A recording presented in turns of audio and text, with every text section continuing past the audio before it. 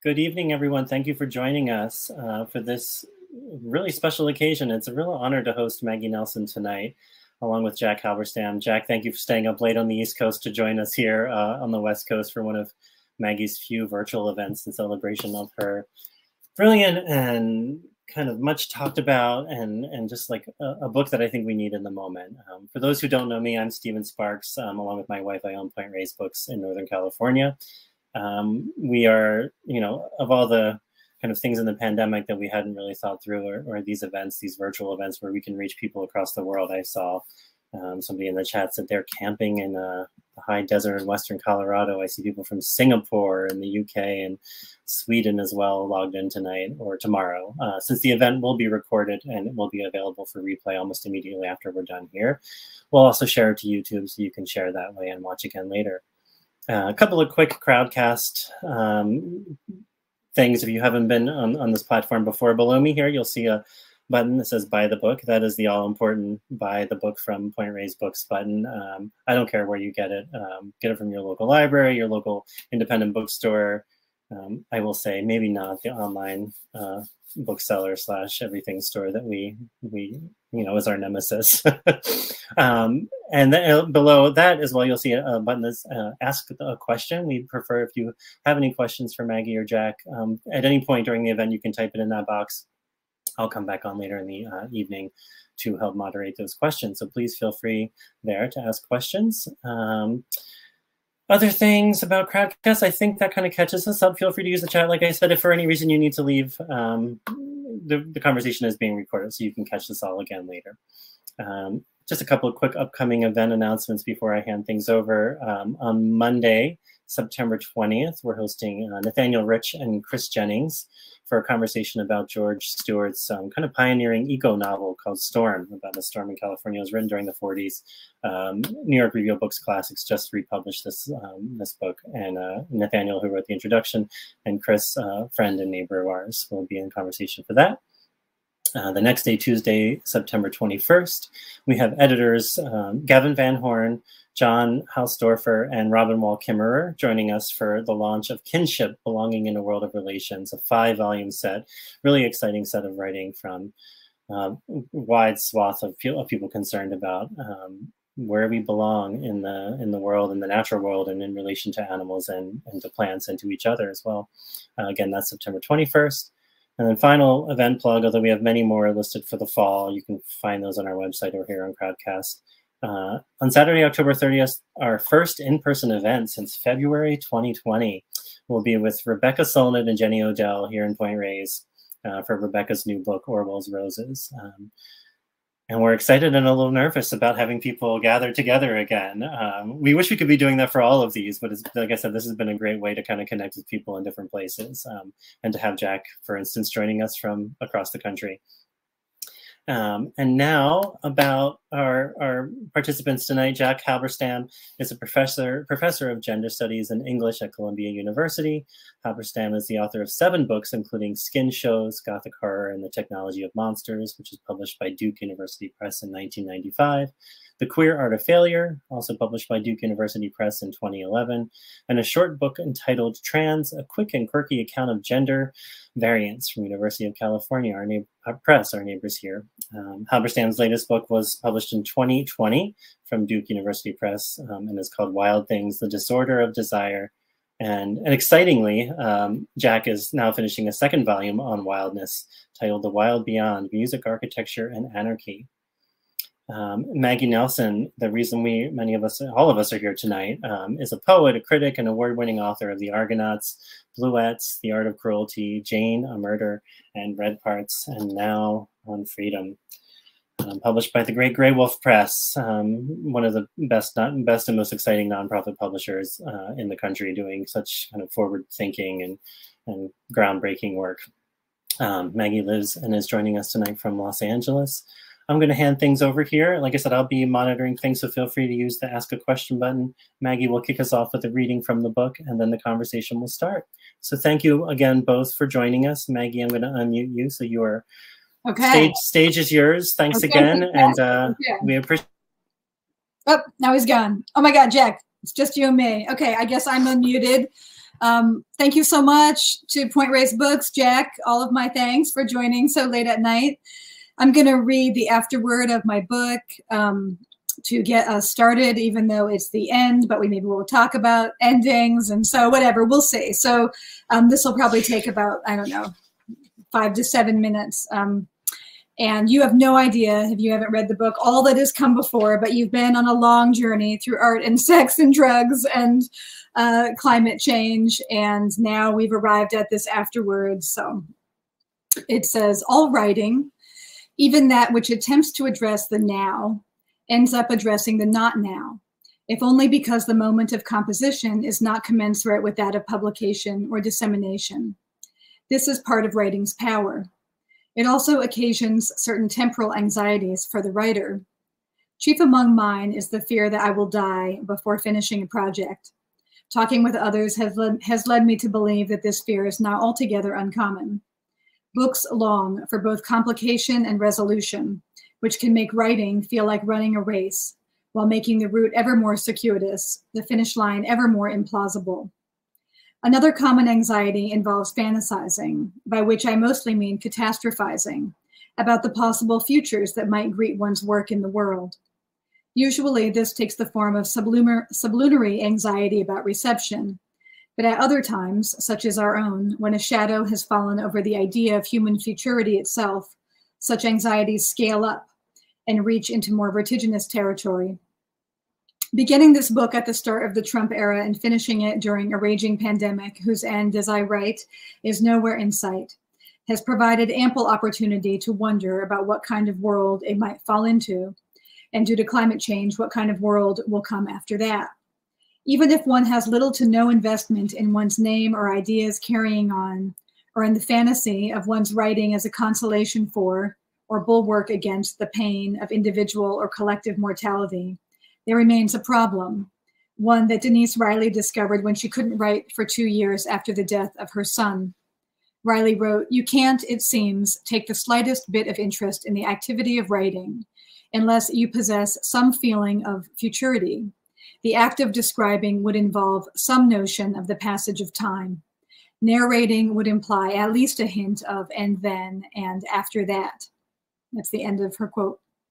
Despite my long-standing Beckett-like resistance to narrative, or my gravitation toward Beckett's notion that each word we write is an unnecessary stain on silence and nothingness, Riley's observation still strikes a chord.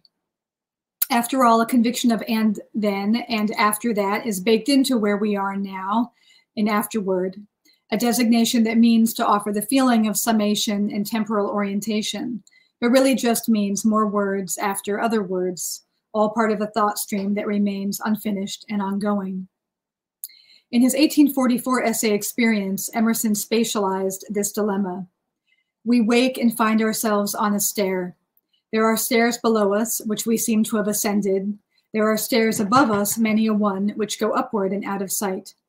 Such in-betweenness may be our chronic state, but it has felt to me, as promised, definitively keener at midlife, where I'm currently perched, and where Emerson was perched when he wrote Experience.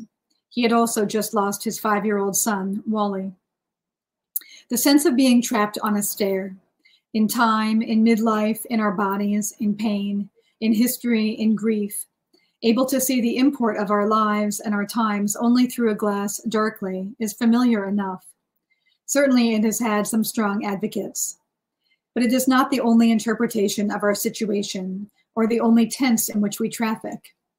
As Italian philosopher Rosi Braidotti, among others, has reminded us, there is also the future anterior, a tense notable for its conjuring of a future before the future, a little pocket in time, a fold or a hatch, from which it makes sense to say, as Braidotti does, you will have changed, they will have fought for justice, or we will have been free. Braidotti calls such assertions nomadic remembering. Nomadic remembering. What could it mean? From what place or time or speaker do such assertions derive? What kind of temporal abundance allows us to remember what has not yet been? Does we will have been free move me because it offers a consolation prize, slave morality style, or because I sense in it an inescapable truth? Does it emanate from a speaker who hopes, who in fact knows that utterances made in the present can shape the past and future? Is it an assurance that arises from who knows where, the afterlife, akin to Moten and Harney's fugitive refrain? If they ask you, tell them we were flying. Were we? Are we now? A few years prior to experience, Emerson wrote in The American Scholar, "This time, like all times, is a very good one, if we but know what to do with it." This inspiring and sometimes galling proposition has provided me with no small measure of provocation and sustenance since I first encountered it over 2 decades ago, when it was a topic of discussion during my orals exams in graduate school. My exam took place a few weeks after 9/11, a time during which our building, which was across the street from the Empire State Building, was repeatedly being evacuated due to anthrax scares and bomb threats. It is hard to conjure now how bad that time felt, especially as the bad feelings were soon subsumed by different bad feelings about the wars on Afghanistan and Iraq, and now that New York has undergone a fresh wave of collective suffering and death from COVID-19. But I remember it felt very bad. How is this time a very good one? My committee and I wondered aloud in our gray carpeted seminar room, each of us eyeing little mounds of chalk dust we worried might be anthrax. What would it mean to know what to do with it? After my exam, we debated the safest modes of transit home. Some professors said they hadn't been near the subway since so many had been buried alive in the tunnels. Others, haunted by the images of people covered in ash and blood being chased down the street by a meteor of debris, insisted the train was safer. I was in the former camp and thus embarked post-exam on the long walk home to Brooklyn.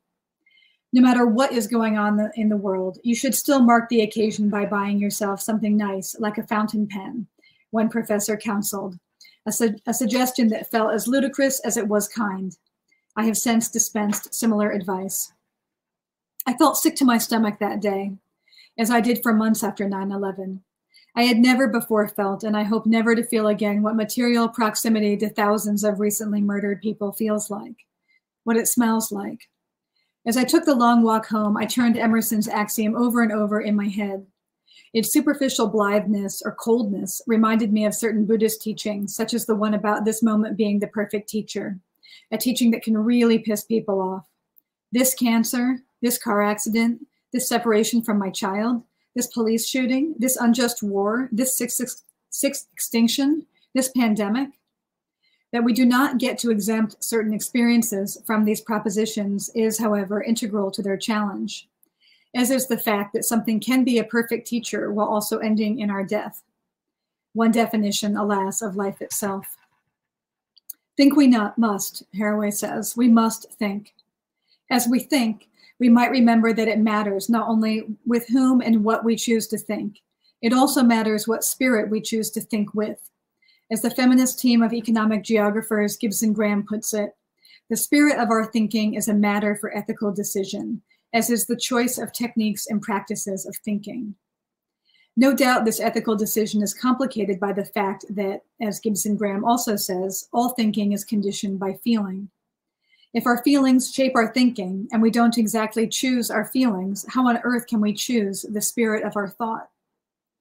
There are 1,000 ways in which the spirit of my thought feels determined, sometimes overdetermined by my demographics, my historical moment, my nature, my nurture, the technological means by which I produce and distribute it, the company I keep, and the well-worn grooves of my mind.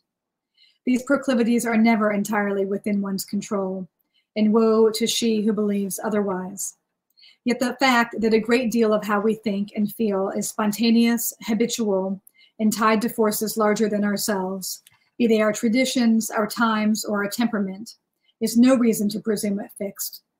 Awakening to the choices we have in such matters is a practice of freedom, and it is one worth our time.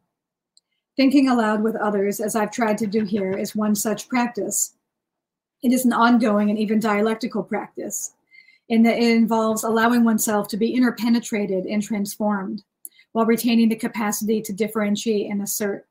It does not require that we agree. It requires that we not abandon one another. Using discursive language in service of such a goal is tricky, insofar as discursive language monologues and pretends to know. But thinking aloud is distinct from mere argument, bossiness, or persuasion. It involves examining the hold that certain ideas have on us, as individuals, a culture, a subculture, even a species, and allowing for ventilation, adaptation, and release, so we don't become unwittingly shackled to them, as can happen with freedom itself. As for the final big night of liberation, I'm still not holding my breath. In fact, my patient labors in the realms of art, sex, drugs, and climate, and there could have been more, but limitation begets fruition, have strengthened my respect for the complex, ongoing practices of freedom, care, and constraint, as well as for the challenges of staying with the trouble.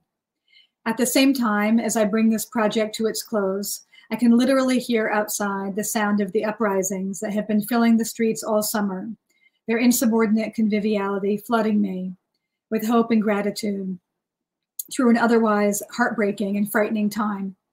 The eruption of cacophonous public assembly in service of freedom and care alike in the midst of such an intensely isolating period, life under stay-at-home orders, wherein our capacity to touch has been radically constrained, has served as a reminder of the irrepressible power of liberatory spirit, as well as of that spirit's temporal abundance, how it links to past struggles, shapeshifts to meet the present, and has the capacity to transmogrify the future. As commentators stay busy prognosticating how close we are to falling off one cliff or another, charting the odds as to whether this moment will serve, or rather whether we will make it serve as a portal to the changes we badly want and need, whether it is, in fact, a good time we know what to do with. The value of divesting from the horse race of hope and fear has never felt to me so clear. For even if this moment does not deliver everything we want, and what moment ever has, even if things get radically worse from here, it's not as if the portal then shuts and we're reconfined to the matrix, grimly awaiting a Duke's ex machina to gift us another chance. We will have to keep on. We will have kept on with our love, study, and struggle, the Trinity revered by Robin Kelly, in which each element is inseparable from the others and each stands ready to buoy us if and when the others falter. As far as obtaining freedom in 2-3 seconds, and releasing all the sorrow and regret about the past and and uncertainty and fear about the future, I cannot say that has yet happened for me. In fact, one of this book's sleeper surprises was that focusing on freedom brought me into a full throttle reckoning with anxiety, one of freedom's most formidable adversaries. Perhaps this should not have been a surprise. One of the lessons of interdependence is that you cannot get to know anything without getting to know its siblings or surroundings. I would not be the first thinker or human to discover the distressing, if potentially fertile, kinship between freedom and anxiety, even if I had to learn it anew for myself. But I can say that through repeated, often painful excursions, I have learned which habits of mine lead to more panic, more curdled and constricted heart, dread of bad scenes or surprises, the ferocious desire to ward off pain, illness, or death, attempts to control that which dwarfs one's ability to do so, and which ones lead to vastness, empty space, blue sky, whatever you want to call it, the silence and nothingness at the end of writing and of everything else. I did not, and I still do not know what opening onto that vastness would feel like. Sometimes I feel sure I won't know until I die. But I am not going for a freedom drive that is primarily a death drive. All of that comes soon enough. Until then, I want to be in, all heart, no escape. All right, that's it. Thank you, Jack. I can't hear you yet, unless you're shadow clapping me intentionally. Am I? No, and there you are. Okay, I'm here. That was beautiful. Thank you so much, Maggie. Congratulations on this beautiful and in some ways devastating book. In the piece that you've just read, you know, you talk a lot about anxiety, and I was surprised too at how much anxiety suffused the last part of the book. And I know, like many people who are tuning in tonight, you know, I've come to On Freedom having read every word of the Argonauts, you know, repeatedly, and having studied the book and having been touched by a kind of optimism that's in that book, a certain hopefulness about relation, about connection, and so on. And so it's interesting that the mood of this book is more one of anxiety. And I wanted to just invite you to start by telling us a little bit about the challenge of writing this book in the wake of what was surely the unexpected, amazing success of The Argonauts. Not that it's unexpected because you didn't know that the book was great, but knowing that the book is great and having it reach its audience are two different things. So what were the challenges? You even talk in this ending about anxiety being also about the reception of this book. So clearly anxiety was at least one of the moods for the book, set the stage. We had, obviously, has everything to do with Trump and pandemics and everything else, but it had its own challenge to follow on from the Argonauts. Yeah, you know, it's a good question, but I think it's one that I did a really, I don't know. I don't know if it was very natural or if it was very artificial. I really don't know, but I just really tried not to think about that at all, like while writing. I think that, as you say, like the Argonauts finding so many readers was just like totally weird. And I've written a lot of books before that, and I didn't even think, you know, I thought maybe like my true crime book would, or like, you know, whatever. I had, you know, like I had other thoughts. So I think, though, that one of the great benefits of like having written a lot of books before you write a book that more people read is that you just have had so many years and of doing your practice, you know, like you just do what you do, you just write books, you know. So I think, I mean, I would say the most, I mean, maybe it sounds disingenuous, but it's actually kind of true that the most thing was that the Argonauts just took so much more time than I thought, because usually I write a book, and all my other experiences, it's kind of like, you know, a week of like, hey, this is a great book. And then like, you know, I mean, some books of mine have had different fates. I mean, like Bluet's had a kind of slow roll over many years and stuff. But I never had a book that, you know, that I felt like I needed to service people's interest in it for so long, especially internationally as well as nationally. And that was a great pleasure, you know, for the most part. But it took a long time. And I started this book before the Argonauts. And actually there was a kind of crossroads where I was trying to decide after The Art of Cruelty, if I was going to pick up with this project, which actually came really directly out of The Art of Cruelty. It's kind of why its cover in part like looks similar. It was really, and the art chapter is very clearly a kind of ongoing discussion about the avant-garde and transgression and art. And so there was a lot that was coming right out of that. And then there was this kind of like, you know, this other pile of writing that was more like diaristic or about, you know, queer family or whatever. And I kind of went with that one first, but with kind of being like, okay, I'll get this out of the way. And then I'll come right back to this. And then it just took a really long time. And then, like I said in the introduction, when I came back to this project and took out all my files and was like, all right, let's go, let's get to work. You know, Trump was— It was a really different time. What's that? It was a really different time by the time you read the book, right? And Trump was coming down the escalator, and yeah, it was a different time, and things felt really like as you say, things felt really they felt really anxious, and they felt really, you know, not just anxious. I'm sure all of us can relate, or, you know, many of us. I mean, they felt, you know, panicked, you know, like a lot of the time too. So trying to write a book that I knew was kind of long and meandering and had all these different cul-de-sacs in a time when, like many of us, I felt pulled in different directions. I mean, it's funny, like the last thing I just read tonight when I talked about hearing the sounds of the protest, you know, I actually would leave this and go do that and then come back to this, you know, like there was actually like a literal kind of movement in between the space of the desk and these other spaces. So it was definitely a, anyway, but yeah, so there was a lot of anxiety, but I don't know that it was so much about like the reception of this book. I think I repressed quite a bit of that just to get it done, you know, because it was a big lift for me. There was a lot of stuff in here that I just really like I don't even know if the traces are still there, but because some of the knots that were thorniest, I actually kind of finally cut free and were like, I can't solve the knot. like Orlando Patterson's knot. Like I can't solve the knot. Like, but there were so many knots that I spent so much time thinking about before kind of having a truce with them. And so it was really kind of like a heavy mental lift for me.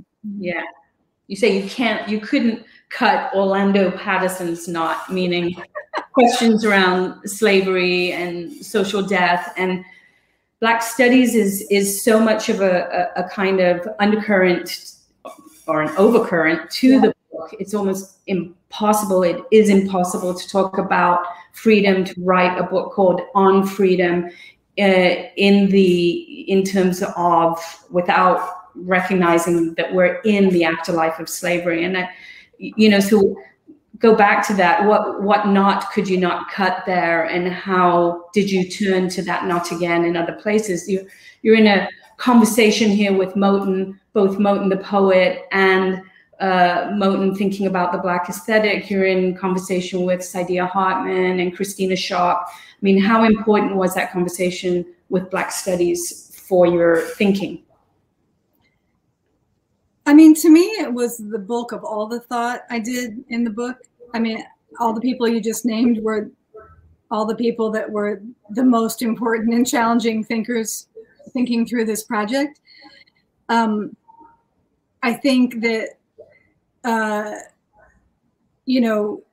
one of the difficulties of the book was that given all the territory that I wanted to travel, the question of like what would happen to that thinking and like imbrication and this thought from Black studies, if it were taken on a wider road, although I think of that as actually like the widest road, but if it were also applied to things wherein some of the, situations and things where certain things about the afterlife of slavery, and especially in an American context, were not front and center, was that performing, some, like, what were the gains and losses of that kind of risk of decontextualization, and that was actually something that worried me quite a bit, but I eventually just felt as though none of these, that those were the thinkers who are thinking through these things in the most interesting and important ways. So there's no, and if you were going to make the kind of error that, like, say, Arendt makes, where like she's kind of like running into James Baldwin and writing about Little Rock and having this completely like I don't know, I want to get into it, but like, that I mean, again, with all the knots I kind of went into and digressions to be able to write this, that like Arendt and Baldwin thing, like I looked into for so long, was super fascinating to me. But it's not as if Arendt didn't also have a lot to say about freedom, given places where she'd been and things that she'd lived through, and those things, how they do and don't talk to each other, I guess, I think is fascinating, Yeah, you're great on contradiction, is what I would say. And you're not bothered by contradiction. You're willing to sort of work through it to see what it might result in, other than just like someone not being coherent. Mm-hmm. So I just, for many people here will not have read the book. Mm-hmm. So I guess one thing that I want to do is, I'm not, other than knowing that the book, it contains these 4 long essays on art, sex, drugs, and environmental ruin, I think it's important for people to understand some of the methods of the book. And you mentioned one of them when you were reading the Afterword, which is that you think aloud with others. And I found that phrase really moving. We call it citation, in academia, but citation can be a very dull and rote way of referencing bodies of work that you need to have mastered in order to say X. Mm-hmm. We don't really do citation that way. Mm-hmm. You're able to actually allow your work to be filled with, to use one of your words, this cacophony of other voices, whose words you don't need to sort of subsume, and whose sentiments then, sort of contaminate your own thinking. Mm-hmm. So I feel like people maybe, who are reading the book can see that there are layers of citation. I think that's one thing to recognize. It's this kind of thinking with others. And then a few more of these methods are creating conversations that don't end in polarized stalemate. We can talk about that in a moment. For anyone who's ever been online, you will recognize that, try responding to somebody's Twitter feed and you will find polarity all too quickly. Identifying a freedom drive, and this is important, I think, for particularly non-academic audiences, where freedom might seem to be a kind of deliverance, and you argue for a freedom drive oriented towards incoherence, fragmentation, passivity rather than just agency, sovereignty, and subjectivity. And so these sort of counterintuitive relationships to freedom, I'd love us to talk about. And then just a few other things, like some of Maggie's words in this book that are really important are amplitude, turbulence. There's a kind of commitment for me to what Avery Gordon has called complex personhood, a recognition that not all forms of transgression are created equal. And by the way, not all forms of sexual outrageousness are even transgressive. So there's a constant sort of questioning about where we put the emphasis when we talk about freedom, and whether we should in fact be looking to other quarters. So let me, and that's just for the audience who are like, well, what is this book? But let me ask you then a question. There are a couple of, in terms of the chorus in your book, there are a couple of different people who offer definitions of freedom. And one comes out of this incredible work by Avery Gordon, where she sort of imagines a history based upon the marooned, the fugitive, and so on. And she writes, freedom is the process by which you develop a practice for being unavailable for servitude. You write, I have been moved and edified by many such entreaties, but they are not, in the end, my style. And people in the book prefer Dave Graeber's proposal that to achieve a future world of freedom, revolutionary action is the defiant insistence on acting as if one is already free. And that comes up over and over in the book. So I just wanted to ask you, I wanted to ask you about, offering these two definitions and then going with the Graeber. And I guess I wanted to know, when I was reading the book, what does it mean to act as if one is already free? And would we even know what that was? Freedom was so elusive. So many good things in there. Actually, I don't know if we know if we're acting as if one's already free. And when you asked, like, what would it look like? I guess, to me, I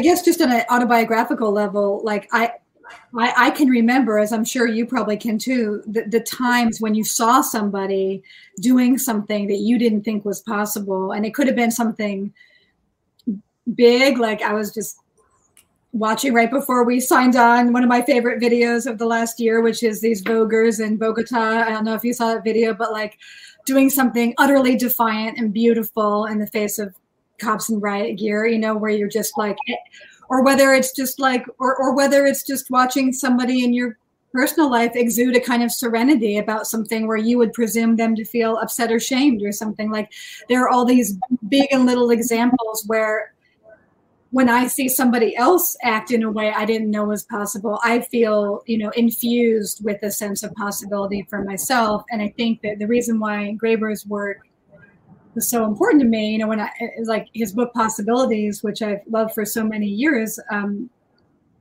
he's somebody who's very suspicious about charges of false consciousness, amongst others, about, oh, they're acting as if they're free, but really they're slaves or whatever. Like he looks for, in other cultures and in this culture, he looks for places and pockets. I mean, you know this because of all your studies of anarchism, like, looks for places and pockets where people are, there might be one name structure of how they're living, but they're living differently, and they're touching other places and living in some sense, in freer ways than maybe it might look to the initial glance. And I think that, to me, especially in the chapter on sex, it was really important to me that instead of the kind of like op-ed pages that debate our sex lives or sex now, we also all have lived bodily erotic lives, and they're not the same as what appears on those pages, and yet we can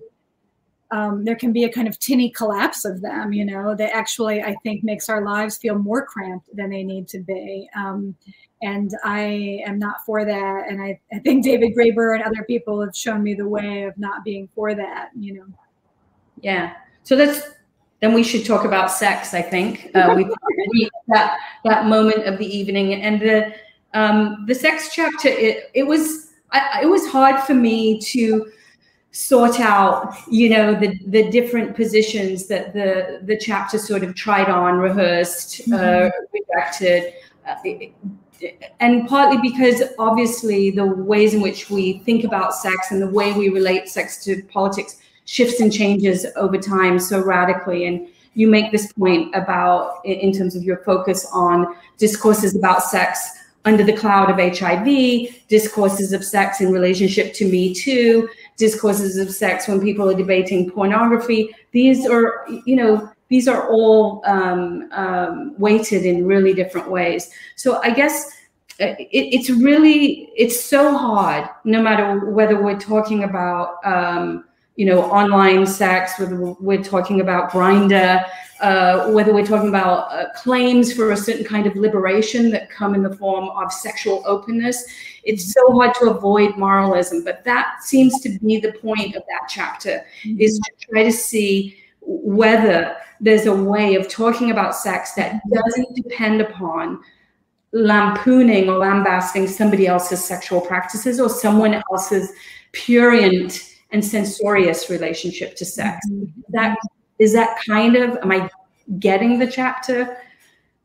Yeah, I mean, you would be an ideal reader, and if it's unclear, then that's all on me. But I think that you're definitely, yes, I think we're never going to get an entirely moralistic discourse off of sex, I don't think. And I think in part it's because the experience of wanting comes with the possibility of being rejected, and that anything that's about desire is going to have built into it a kind of structure of imminent pain in certain ways, and disappointment and confusion about anybody trying to come together. It's not always going to come together, and people don't always want the exact same thing. And so I don't think, and I don't mean that that's moralistic. I mean that the shame that's produced when there's incommensurate meeting can create a feeling of like they're bad or I'm bad because of the thing that didn't happen. So I think, forget like Christianity and that kind of moralism. I just mean like on a more interpersonal level, I think it produces really difficult feelings. So, but I think that, this phrase that I pulled out from Jennifer Doyle about, in her book, Campus Sex, Campus Security, about she's talking about promiscuity, but I think it could apply to anything about sex, but trying to imagine what would it be like if we had the idea of, sex as a scene of learning, like, and that our sexual encounters, I'm not talking about the most debased or dominating or traumatic of them. I'm talking about, hopefully what's a bulk of others, that the idea of the scenes of learning, I think, is just one frame of many that could be available to get out of the feeling that, like, everybody I know, when they think back on their younger self, wishes that they can tell themselves. I've just heard this many times. People say, I wish I could tell my younger self that you weren't doing anything wrong. Like, all that wrongness that you felt, it wasn't, it may not even have been, the answer might not have been, it was the other people doing something wrong. It just might have been that it wasn't all wrong. It was a scene of learning, and there's something nearly impossible to make the space for in that, And you asked, when we were talking about questions beforehand, you said something like, I don't know what you said, but you said something like, where do we talk about sex, or where does it, like, where can we? And I feel like that question, because sex is personal, becomes really fraught, because I find out so much about it from myself and my friends, but also from a lifetime of reading sex literature and pornography and sex writing by people, you know, but for it to be autobiographical and for you to kind of own that takes a particular kind of person, and not many people do it. Some do. That's why I think there's so much more sex in fiction. And then sex about more on the pages of the newspaper usually has to be in this moralistic construct of like, I'll tell you about this because somebody did something wrong. And I think that is it makes a distorted frame, you know. Yeah. And I mean, in this era of, you know, a kind of fetishization of consent, I think that the kind of amplitude of sexual exchange that you're trying to push towards, it's at odds with the current climate around needing to know in advance whether you will feel happy, whether, to use the future anterior, you will have felt happy about the encounter you just had. There's a way in which we're asking of sex something that, if it were delivered, it would probably not have been sex, you know. Right. Oh, God invented Netflix. Yeah. And so what do we, you know, how do we deal with then this very charged atmosphere that we're in which people seem to be having trouble distinguishing between these desires to open ourselves up to the unknown, for the erotic to be a site of learning, and then the demand that consent be given in advance, and that there's a kind of contractual basis for a sexual, you know, encounter. How to navigate that? I think many people on college campuses, for sure, do not have an answer to that question. And your book is sort of pushing us towards a very uncertain answer that has to do with having us think differently about sex, and about the fact that sex can mean a set of desires that have to do with degradation and abasement and surrender, and not just about domination, mastery, and self-sufficiency. God, I mean, it's so hard. It's so hard. I think that it's hard because, especially for women, it's like, it's not like, I mean, you know, I do, it's not as if, I mean, all freedom has these constraints or constraining circumstance. And it's not like, you know, as I say, actually in a different book, I don't even know what book, maybe it's the Argonauts, like there's no control group for sexuality, like for female sexuality, like apart from patriarchy, misogyny, like we don't know. So I guess all of this is to lead up to say that I was trying to carve out a certain kind of space in that chapter where on the one hand, I'm kind of trying to say like, yeah, there are impediments to naming what you want or to agency that have to do with like navigating a world for, especially for, you know, straight women, may be full of people who are not ready to respect or care about what your desires or agency are. And that like for a lot, I mean, Catherine Angel, I think, makes this point, but that like the moment of like saying what you want or saying like, don't touch me there, like my clit is here, can be the moment at which the partner feels humiliated, and something, if it's not a good partner, something bad might happen, you know, like it's not that easy, right? You know, on the other hand, so there may be this, so there can be this complex of like, that stuff is hard because there's cultural things that make it hard. And then there's this other kind of ball, and I also wanted to touch the other ball in that chapter, which was what you say about, you know, we often go to sex to be unmastered, undone, you know, not degraded per se, but, you know, to have the burden of, you know, they fight about sex because they say, I just want you to know what to do to me. I just want you to know, like, I want you to like, just listen. I want you to know what feels good. I don't want to have to tell you, you know, whatever, like this desire to just have it be, you know, and to not know what you want, you know, to have emergent desire be a thing, or to be a bottom, be passive, like to have somebody else utterly take control of the situation, and to finally be relieved of the burden of running the show, you know. So there's a million things in that ball that also pose tensions to the model that you're describing. I think I try and take care in my chapter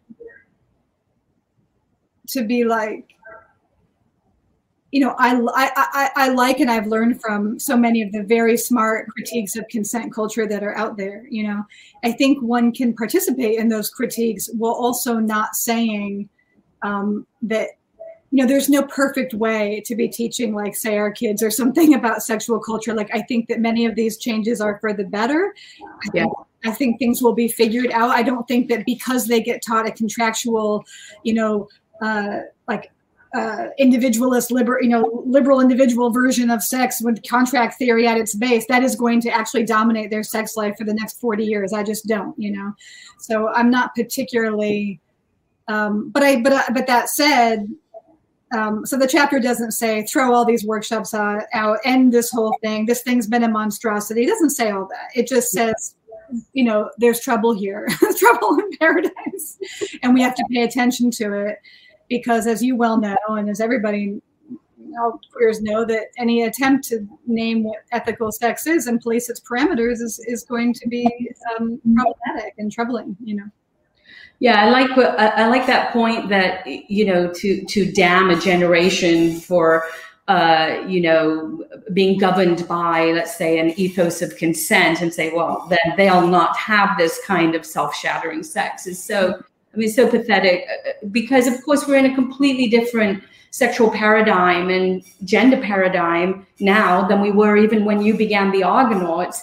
And young people have also just been incredibly brave about saying what they want, what they need, publicly as well as privately. So but I think it's more about the way in which the law and governance enters into these arenas that we don't necessarily want to find them. And then when they do, we end up with these very high profile cases, either these, you know, sort of liberal prosecutions under the heading of Me Too, where certain individuals are going to be taken down, but the actual structures that produce such individuals are left intact. And then in academia, we revel in one or two high-profile cases, but everything else, you know, it just goes under the banner of policing. So I was interested in that respect about the fact that you did not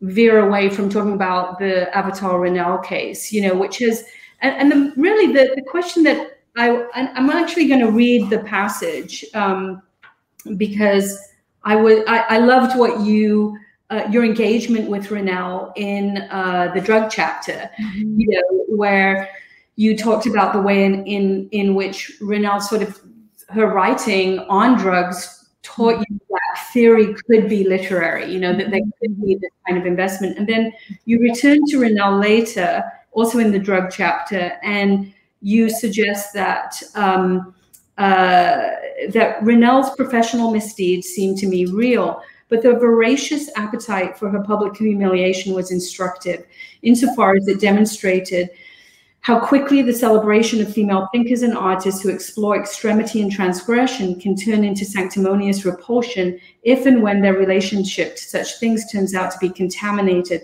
not to mention how quickly we rain down censure on the living while sanguinely worshipping the transgressive, imaginary, or dead. So just, you know, my question is like, why can't we discuss that case, you know, and why did you, and tell us a little bit about that. Yeah, well, you know, the drug chapter in this book, and I fess up to it in the beginning, which is to say that in some ways, you know, people say, oh, how long did a book take you to write? You know, and it always takes as long as you've been obsessed with certain ideas. And so I fess up to in the beginning, I say, I quote from Crack Wars, and I say, I read these words around 1994, no doubt sitting on my fire escape with the fifth of Jim Beam and a Camel cigarette, looking out over my desolate, druggy corner of the Lower East Side. I was newly 21 and entering a scene of wash and drugs. And I kind of go on from there, but it's true. Like, I read Crack Wars. It totally changed my life in terms of what I thought about theory and writing and philosophy and literature. I just thought I want to do this. You know, it was the era of like Angry Women and, you know, that whole anthology, and all those people in it were really important to me. And and she was among them. And so when I began the drug chapter, you know, I was using Crack Wars pretty, and you know, it's a book that's, aged and not aged well at all, but it actually, I began to be interested in the way that like it's kind of, I don't know what word to use, how generous to be, but the kind of, let's just say, mismatch between its title and the book's content. Yeah. Instead of thinking it was just repulsive, I began to really think about it as an end of thinking about white girls and drugs and certain genealogies about race and drug writing. So I kind of took it as an end. Anyway, all of this is to say that I was very deep into that project when the Ronell case started coming around the headlines, and I'd already been thinking so much about her and writing about Emma Bovary and the unlikable heroine and her longstanding interest in this, and Emma Bovary as a narcissistic, vampiric woman, like all of the adjectives that then began to kind of circulate about Ronell herself in the press. And I didn't want to get into it. I mean, you say I wrote about it. I wrote about it to the extent of what you just read. Yeah. No, but I think that I felt like a lot of that chapter is also preoccupied with what you just said, which is that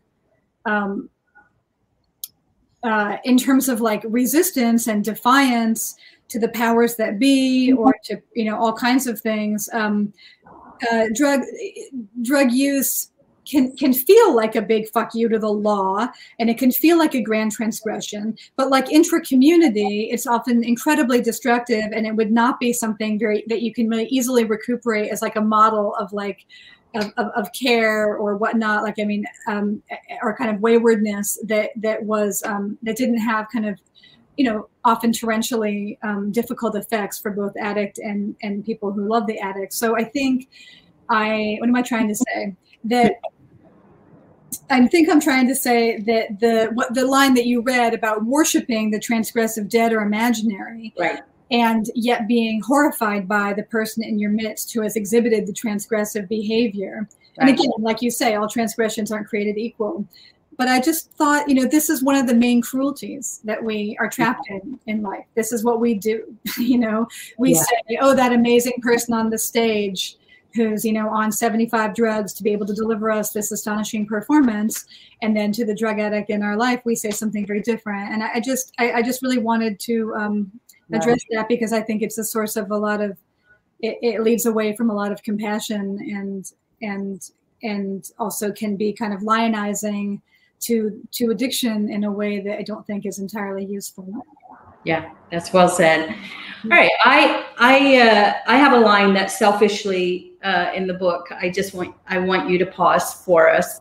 As somebody who's written about wildness and its weirdness and its both potential and dangers, you write at one point on page 124, and I can't immediately think of the context, but it's just the line is so great about when you're writing about the guru, contradictions of the guru. You say, nor do I seek out as much wildness as I used to. As one grows older, one finds the sharks come, alas, unbidden.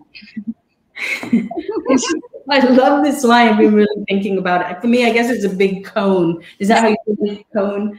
And I just, you know, you don't even have to explain it, but I wanted to read it. Well, I'll just say that right before it, since you're very helpfully giving me page numbers, right before it, I'm quoting Pema Chodron, and she's saying, I'm the kind of person who only learns when I get thrown overboard and the sharks are coming after me. And she's describing why she likes wild teachers. And she says, because I've always been a good child and gotten good feedback from it, you know, but my friends and teachers have always been the wild ones and I love them. I say I feel nothing but kinship with this. I feel like I grew up in a family with a wild sister and I was the good one, and I always gravitated, I mean, you could also call it codependent, but I always gravitated toward people who were much more larger than life and much more wilder than I was, at least on the surface. And I think, so but the line, nor do I seek out as much wildness as I used to, as one grows older, one finds the sharks unbidden. I think, well, I'll just say this maybe. You know how like when you're little and you're at the pool and all you want to do is like do huge, crazy leaps from the diving board. And then when the adults come and they're like blow the whistle and they're like, Adult Swim, and all the adults are like, I just want a minute to swim by myself. And like, as a kid, you just think, what the fuck is wrong with these people? Like, why on God's earth would they want Adult Swim? Like, it just seems absolutely insane, you know? And now I'm an adult who likes Adult Swim and find myself saying things to my child all the time, like, mommy needs 10 minutes of quiet time. And like, you know, you begin to hunger for, if people are, if there feels like there's a lot of chaos around you and you need to attend to what you need, then you are not necessarily out shark hunting all the time. You might be, you know, I might be again, but not at present time.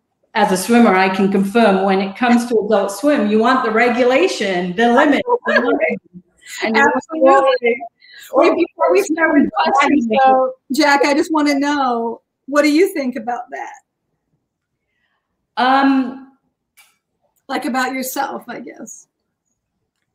Yeah, I mean, I think that might be right, that as you're older, you know, and that's part of the trajectory, unfortunately, of wildness. It's like a firework, you know, it goes up, there's a gorgeous thing that happens, and then it cutters out. But I think the colonoscopy. Yeah. Let's not end with the colonoscopy. No, we're not. I guess what I'm trying to say is, like, when you get older, you realize you're going to die, and that there are all these different things that are like coming in as threats all the time, you know, and suddenly you're like, I want to live. This frisson is actual threat. Yeah. But you know what? I mean, reading your book makes me think that, you know, there are other spaces for the wild. And I just want to thank you for finding them. Jack, thank you. And I want to talk about a million more things, but thank you so much for all that. I was so reluctant to come back on screen. You feel like you two both covered so much of the book and have barely scratched the surface, which is one of the great pleasures of this book, is that it kind of keeps giving in different ways. We do have some audience questions, and I'll say that I'm coming from the chaos of a 2-year-old, very defiantly not wanting to go to bed. So we might hear him singing from the other room. We do have a few questions. I'll just get started with those if you both are okay with that. The first is from Lisa Lee Herrick, who asks kind of just a question. Maggie, what's your process for moving from research to the actual essay effort of writing an essay? Essay, as the first essay was the French essay. At which point do you know that you've done enough research? That's a good question.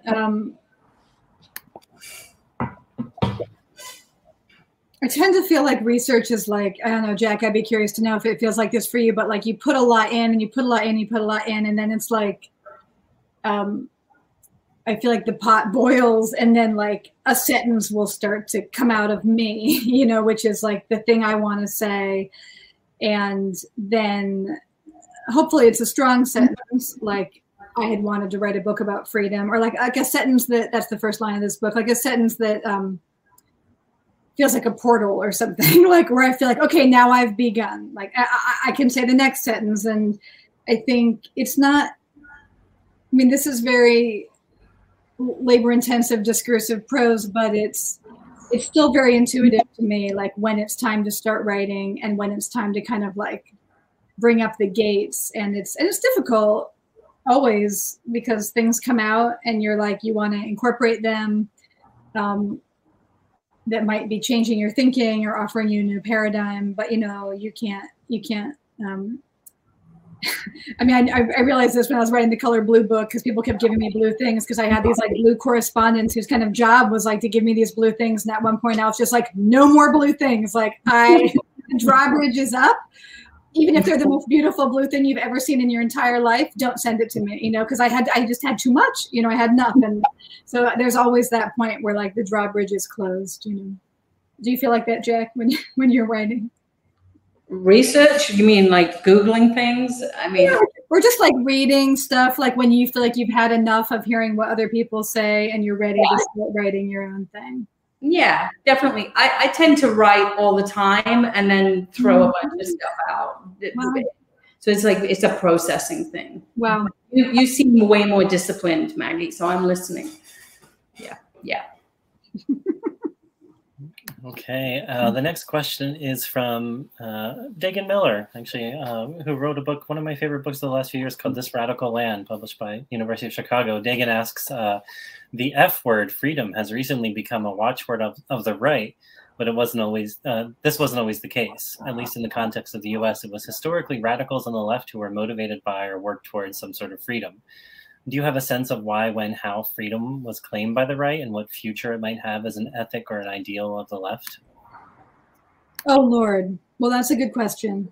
I mean, the introduction of this book, I mean, the book is not really about, and it kind of describes why it's not about political freedom per se in the introduction, but I do describe in the introduction, I mean, there's recent history, which this book is most in relationship with, which I go through about the 60s and obviously the liberatory movements of the 60s. And again, quoting Robin Kelly, he says, freedom was the goal our people were trying to achieve. Free was a verb, an act, a wish, a militant demand. Free the land, free your mind, free South Africa, free Angola, free Angela Davis, free Huey.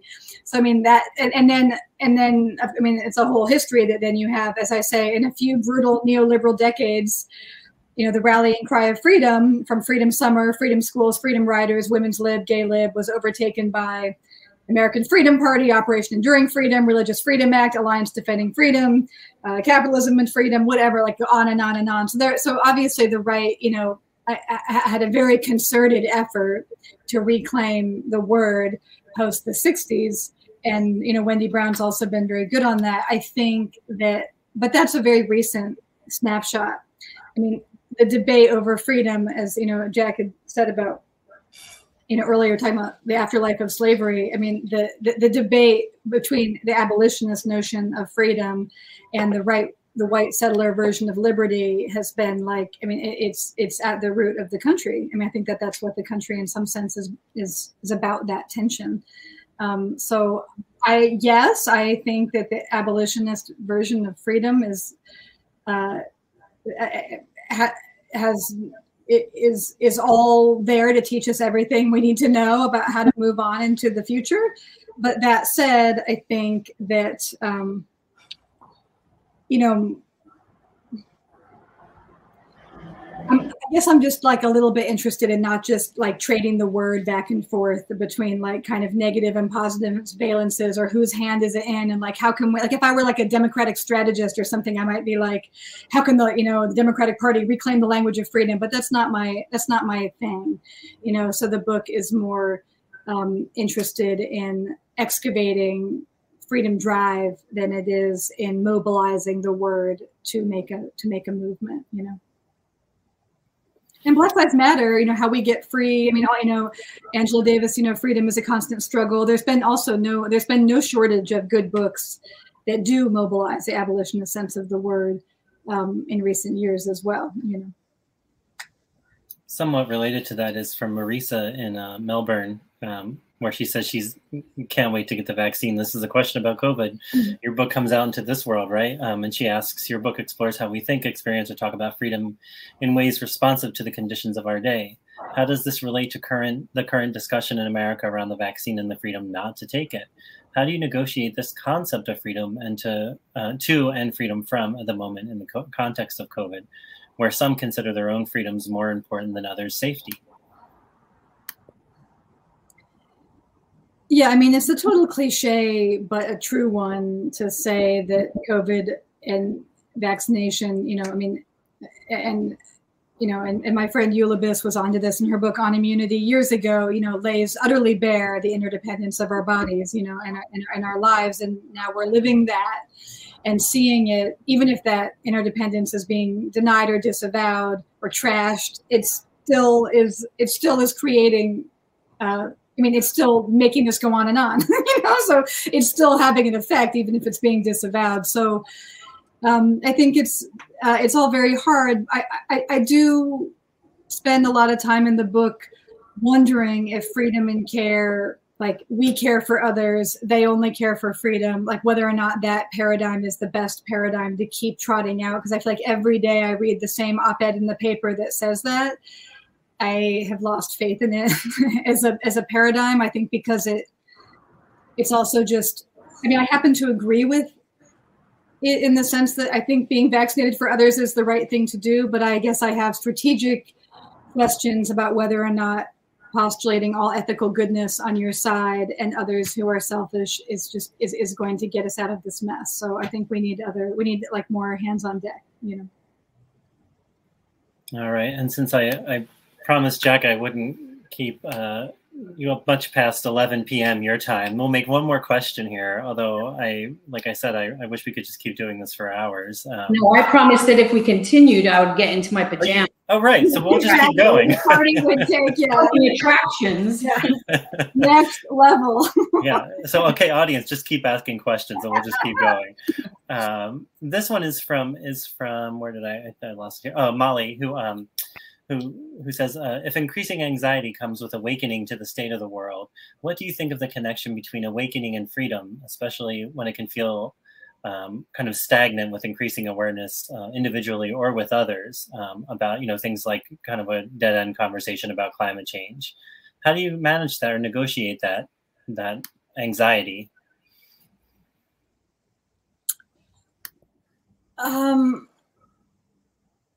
Well, like somebody asked me when I was working on the climate chapter if I felt, if I felt more or less depressed about the state of the world, and I said, and I told them, I said this last night, like much more depressed about the climate future, but much more optimistic because I feel like I finally just have stopped letting my anxiety not allow me to really enmesh with the subject, and I feel like the personal process of just reading everything, thinking about things, feeling everything, feeling all the feels, as they say, and asking questions about what else could be done with those feelings besides feeling buried and despairing. I mean, I have bad days, like everyone has bad days, and friends of mine who work in climate activism movements have bad days, but there's also a kind of joy to me that can be found in not running away or repressing or staying away, avoiding the trouble that we're in, and just being the joy. It's not joy it's all pleasure. It's just kind of it's just a relief, it's just like a relief to be able to be talking about the actual problems that we have, instead of that feeling we often have, which is as I say in the climate chapter, most of the time, and I don't blame anybody, because to go up to somebody and be like, hey, I want to talk about the sixth extinction and millions of life forms going, this is not the scale of the problem is not one that we can just expect everybody can interact with us at any moment of the day the way we want them to. I don't think that that's a reasonable expectation.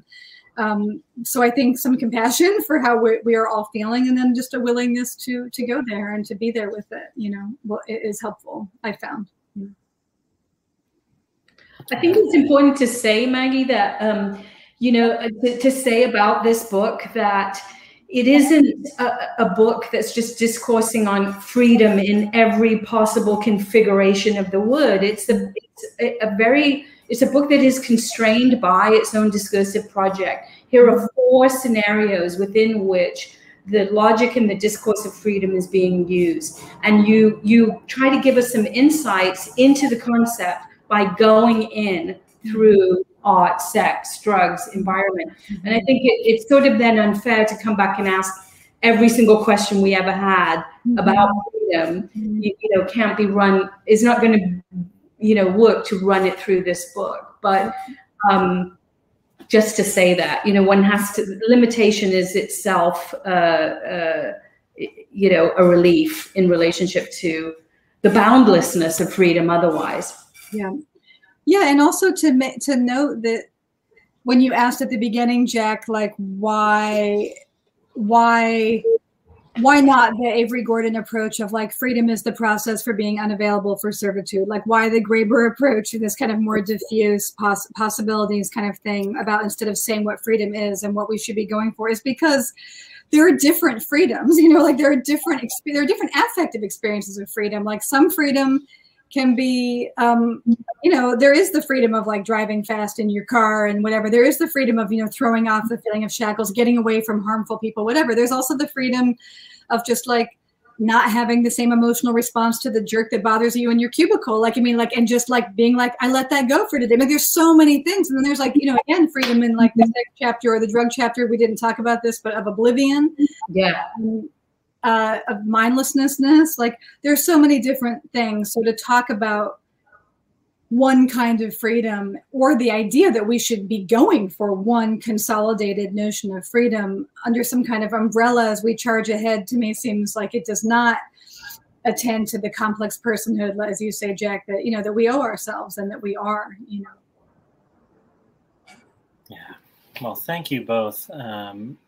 Yeah, the book is exhilarating, and it moves in so many interesting ways, and gives us all, as everyone who tuned in tonight got a glimpse of during this conversation, and gives you so much to kind of hold on to. And Maggie, you are a master of synthesis and citation, and I just found myself the stack of books that I ended up with after finishing this.